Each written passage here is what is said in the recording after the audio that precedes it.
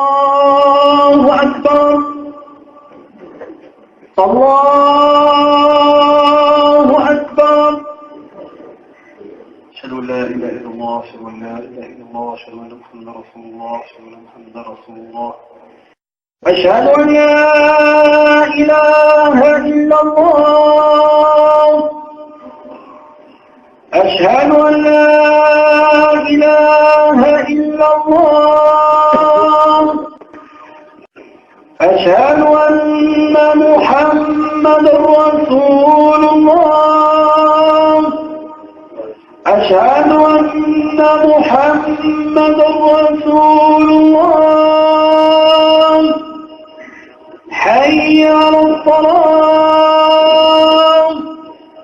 حي على الصلاة حي على الفلاح حي على الفلاح الله أكبر الله أكبر لا إله إلا الله. Alhamdulillah Rabbil Alameen. Alhamdulillah, Alhamdulillah, Alhamdulillah. Adada khalqihi wa rida nafsihi wa zinat al-arshihi wa midada kalimatihi wa muntaha ilmihi wa jami'a ma sha'a wa khalaqa wa dhara'a wa bara. Alim al-ghayb wa shahadatu rahman ar-rahim. Al-Malik al-Qudus al-Aziz al-Hakim. Ashhadu an la ilaha illallah wahdahu la sharika lah. Lahul mulk wa lahul hamd, yuhyi wa yumeet, biyadihi al-khayr, wa huwa ala kulli shay'in qadir. Wa ashhadu anna Muhammadan abduhu wa rasuluhu sallallahu alayhi wa sallam, arsalahu bil huda wa din al-haqq, liyudhhirahu ala dini kullihi, walau kariha al-mushrikun. Amma ba'd, فيقول الله تعالى في القرآن الكريم: يا أيها الذين آمنوا اتقوا الله يا أيها الذين آمنوا إذا نودي للصلاة من يوم الجمعة فاسعوا إلى ذكر الله وذروا البيع ذلكم خير لكم إن كنتم تعلمون. Alhamdulillah, we praise Allah subhanahu wa ta'ala. We thank Allah for blessing us to come together for this Yawm Jum'ah, this day of gathering. And it is always a blessing to be around the people of La ilaha illallah Muhammadan Rasulullah. We love the people of La ilaha illallah Muhammadan Rasulullah. Alhamdulillah Rabbil Alameen. Allah subhanahu wa ta'ala says, O you who believe, when the call is made in Yawm Jum'ah, the day of gathering, hasten to the remembrance of Allah, wadhurul bay'a, and leave off all business. That is better for you if you but knew. Alhamdulillah, Yawm Jum'ah, the best day of the week, the best day that Allah subhanahu wa ta'ala established for mankind. And this was always the day that Allah had established for mankind. Even before the coming of Prophet Muhammad sallallahu alayhi wa sallam, it was always Yawm Jum'ah. This is what the Prophet sallallahu alayhi wa sallam had informed us of. But the people differed and they established other days, Yawm Sabt or Saturday and Yawm Ahad Sunday. But it was always Yawm Jum'ah. It was always the day of gathering. It was always the sixth day of the week that Allah subhanahu wa ta'ala established for His ibadah, His worship. Alhamdulillah Rabbil Alameen. And it's always a blessing to be around the believers.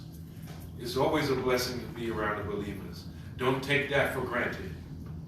My advice to all of us here, do not take that for granted. We vibe and we get stronger off of each other's energy. It's like they say, your hand has 5 fingers on it. I can take my hand way back here and come as hard as I can and slap you. It may sting, it may annoy you, annoy you. It may even embarrass you because I slapped you instead of punching you. Your ego may be more hurt than your body.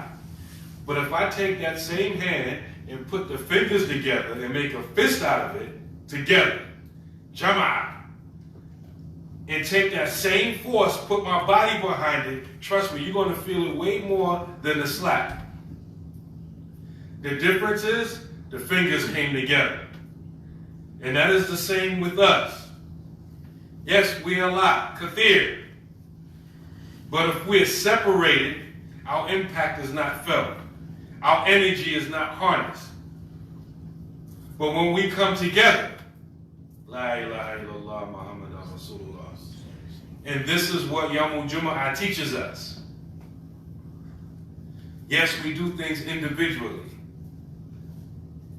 But 5 times a day, we come together and establish the Jamaa'ah prayer in the various masajid, the congregational prayer.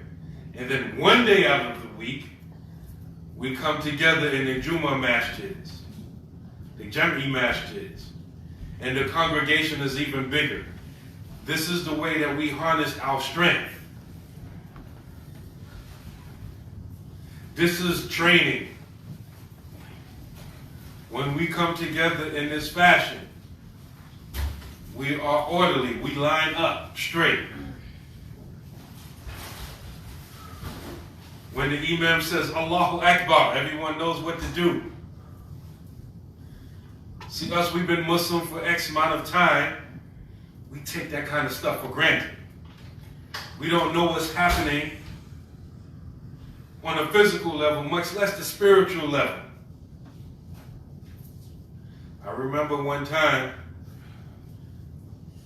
my father, he saw us make congregational salat for the first time. See, we take this stuff for granted. But when people see that kind of stuff for the first time, it does something to them. And he cried. But see, for us, we do it all the time. We neglect it. So what? Doesn't mean anything. But when we come together, that power is harnessed. Walhamdulillah.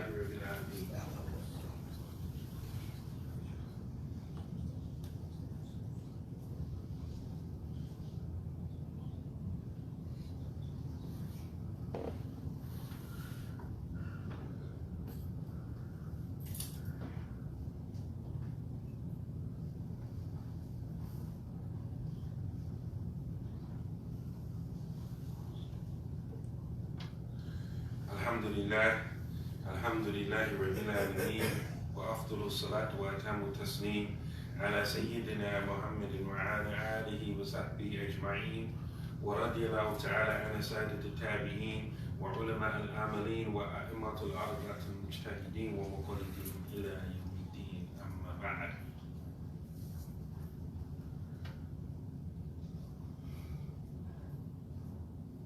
If you, brothers and sisters, if you look at or study or pay attention to anyone that you think is successful, I don't care in what field or what realm of human endeavor, whether they're very smart, they have a lot of money, they're super righteous, or whatever you think success is in any area, you'll find certain things. Certain things are in common with these people. Muslim, non-Muslim. There's certain common traits that you find amongst successful people. And I put success in quotes because right now what I just said, I didn't really mean it in a way like when we say the Arabic word tawfiq. Tawfiq is translated as success. But it's really a specific type of success. See, someone can have a lot of money and know how to make money, but that doesn't mean that they have tawfiq. And we say, "Ma tawfiqi illa billah." There's no quote-unquote success without Allah subhanahu wa ta'ala. When someone has tawfiq, that means their will and Allah's will lines up. It's the same. What Allah wants from that person and what that person wants for himself is the exact same thing. So you can see how a person may be successful in this life, but may not be successful in reality, Islamically speaking. But even in spite of all of that, you find that there are certain things in common with successful people. One thing about successful people, they all have a story. They all have a narrative. Something that when they can reflect back on how they got where they are, they can pinpoint it. I'll give you a random example that I didn't even intend on making or mentioning in this khutbah. One of the Sahaba, let me say it this way. The Prophet ﷺ was sitting with the companions. And he gave glad tidings of Jannah to the next person that walked in the room. You know this hadith. And a man walked in the room. This companion walked in the room. So naturally, at least one of the Sahaba wanted to know, how did this person get paradise? And so this Sahaba made up a story and asked this man who the Prophet ﷺ spoke so high of, asked him to stay, can he spend some time, can he stay at his house? And so he stayed with him, and he didn't find nothing special. Like, in fact, his acts of worship was kind of like a little bit lower than what he would expect it. He didn't make a whole lot of night prayers after Isha. I mean, it was nothing special about him. Then after some time, he told him the truth. He said, listen, I didn't really need to stay here.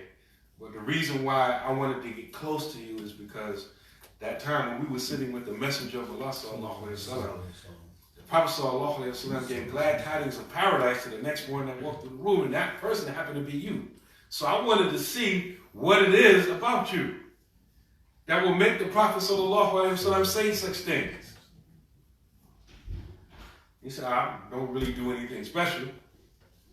He thought about it, and he said, I make sure that every night before I go to bed, I don't have any animosity against any other Muslim. Last week we talked about the love and the brotherhood in Islam. The love is what holds all of that together. Without that, you don't have no brotherhood, you don't have no Islam. This person was successful. And he was able to pinpoint what gave him that success. Why Allah blessed him with success.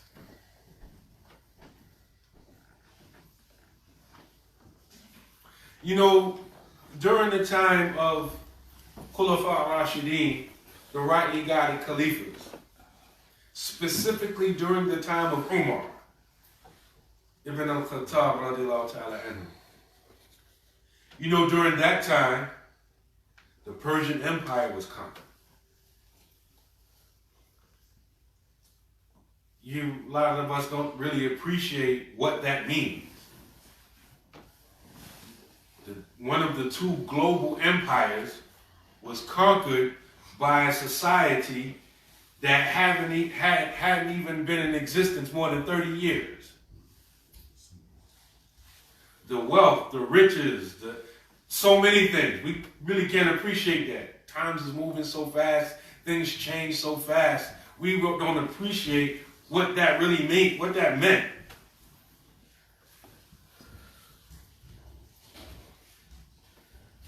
These big Persian generals, prisoners of war, coming back to Medina.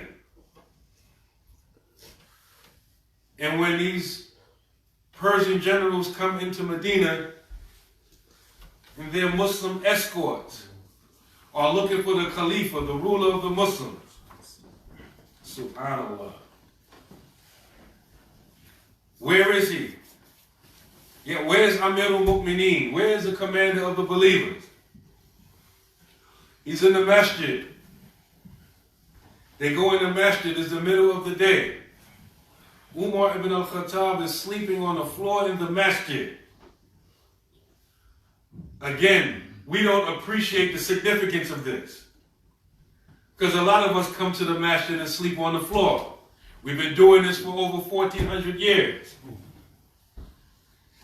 But this Persian general is like, this is the man who conquered my society that's been an establishment for thousands of years, sleeping in a place of worship with no security around him? We don't appreciate the impact of that.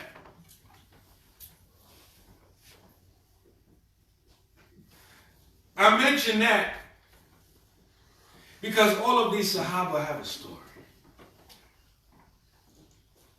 Umar ibn al-Khattab used to sit around and ask people about their journey in Islam. Because, you know, during Umar's time, that's like the golden age. All the time before that, that was the rough period. That was the period where people was putting in work. People were dying. People were getting killed. People were starving. Before that, Umar's time, the golden period. Umar himself embraced Islam 5 years after the beginning of the prophethood. He himself used to torture Muslims and punish Muslims. In fact, his logic, his thinking was that this quote-unquote new religion is bringing about division amongst the Quraysh. That was his thinking. Let's pause right there. They claim to be on the religion of Abraham. This is what they claim. This was their claim to fame.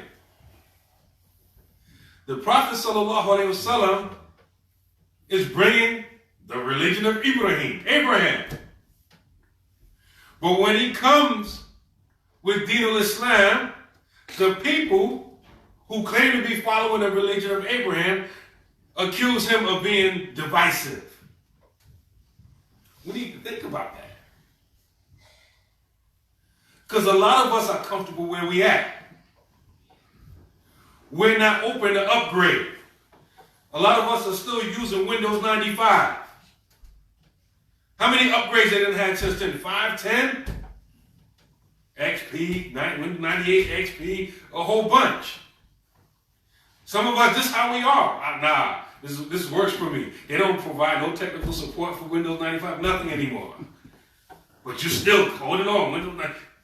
Computer crashing, 10,001 viruses. Nah, I like Windows 95. This is us. When we need to upgrade, we don't upgrade. We have one level of knowledge, one way of understanding, and we're closed off to everything else. We don't even check to verify, hey, this thing may be right here. Maybe the way I understand this thing, it may not be wrong, but it may need to be fine-tuned. This is the way a lot of us are.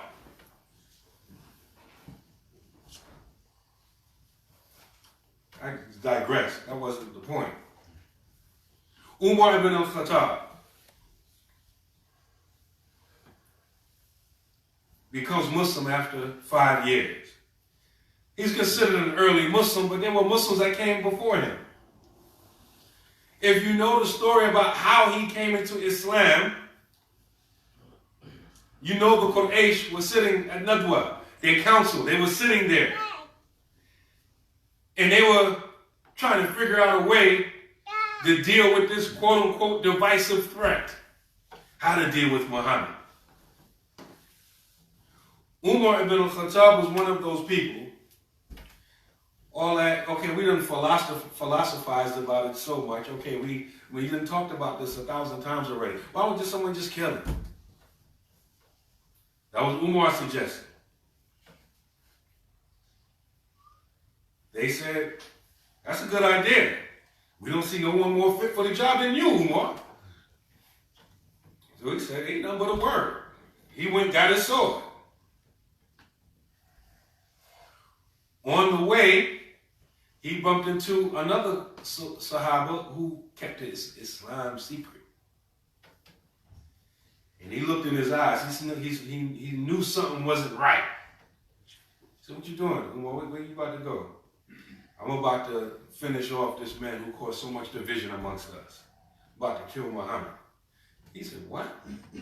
Do you think Bani Hashim, his family, will allow you to walk the face of the earth after doing such? And they start arguing back and forth. Umar, contrary to the way a lot of people like to depict him, he was no dummy. He was highly intelligent.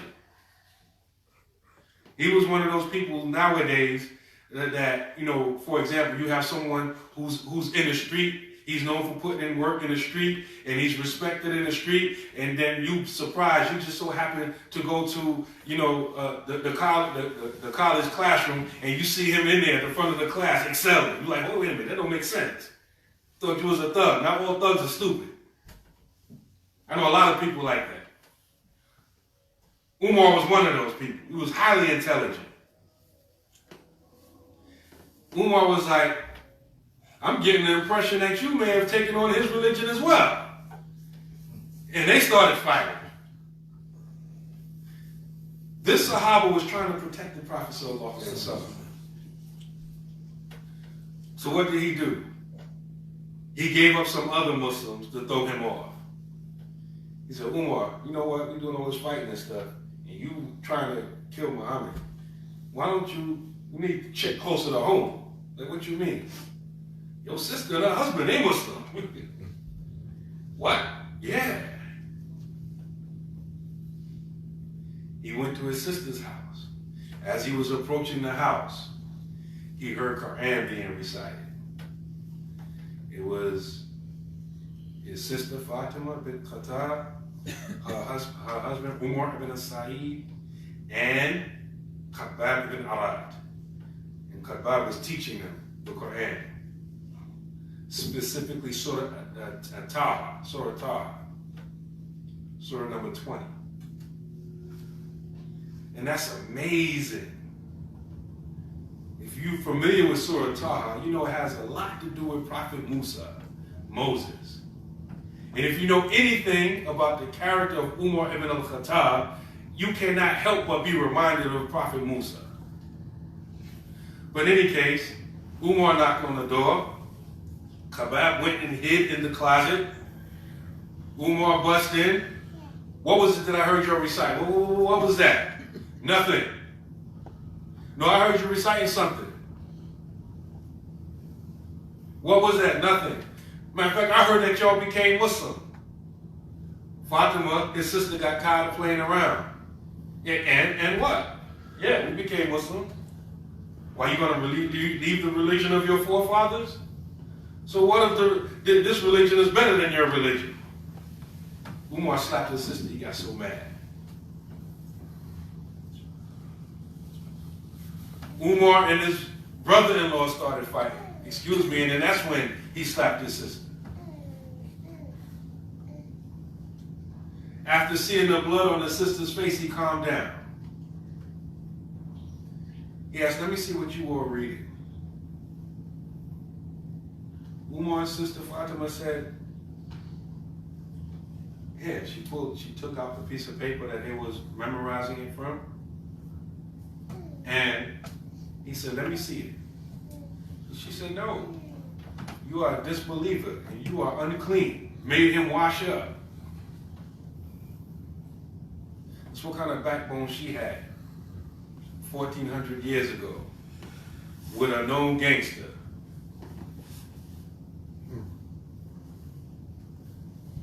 He washed up. He started reading. And it impacted his heart so much. He bore witness that it was the truth. And he said, how can anybody have a problem with these beautiful, majestic words right here? Take me to Muhammad. That's when Kabir came out the closet.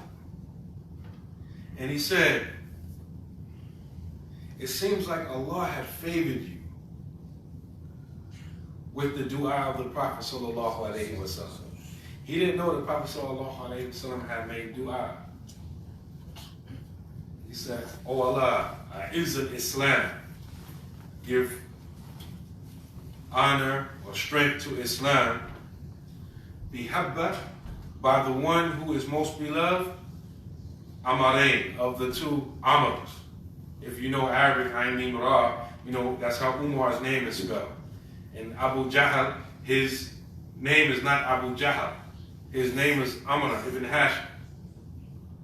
And so, honor Islam by the one who you love the most out of the two Amrs. And so Khabbab ibn Arad said, it seems like Allah honored you by the dua of the Messenger of Allah sallallahu alaihi wasallam. So he brought him to where the Prophet sallallahu alaihi wasallam was at, having class. Daughter of Al-Qam. And when Umar knocked on the door, they saw it was Umar. And so all of the companions who was there started hiding. Hamza had just taken Shahada.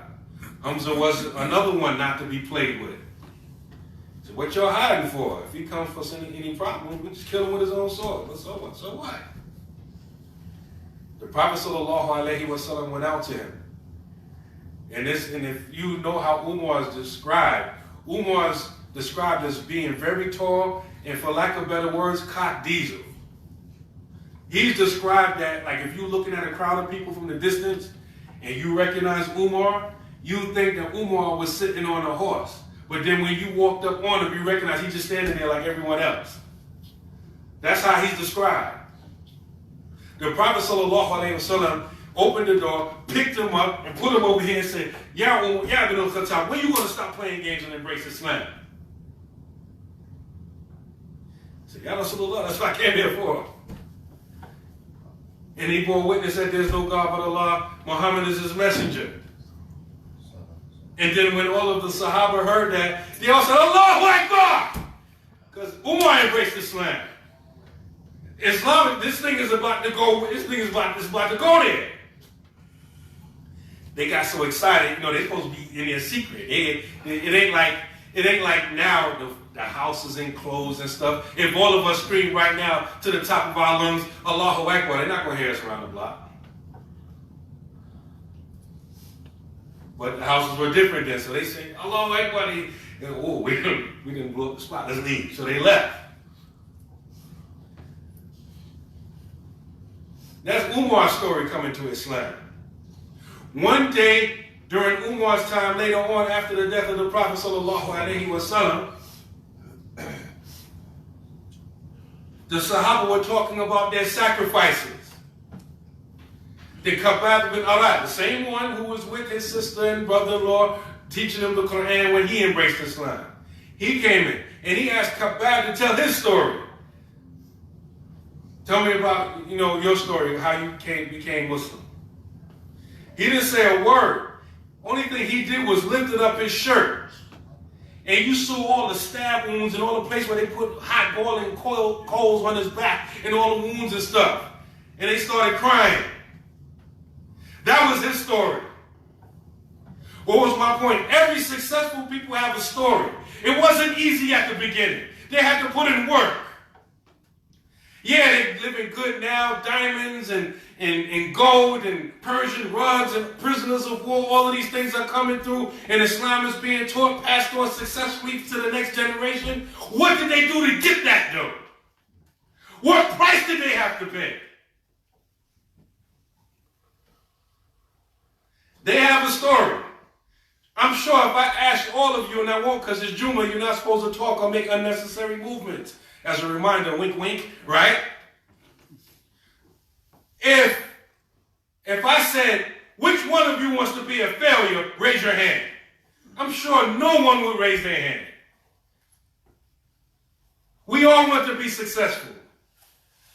But the thing that separates us from the people that really are successful are the sacrifice and the work they put in. Even the people that we think were born with a silver spoon in their mouth, they put in work to keep and build on that wealth. Because we all know, if you got some money, for every one person that got money, there's 100 people ready to take it from them or hustle it from them. So the fact that they were able to maintain that wealth, that means they had to know something. They had to do something to protect that. We want to be successful in all endeavors of life. What is our story? What is our narrative? What are we going to tell to our grandchildren that we did that made us successful?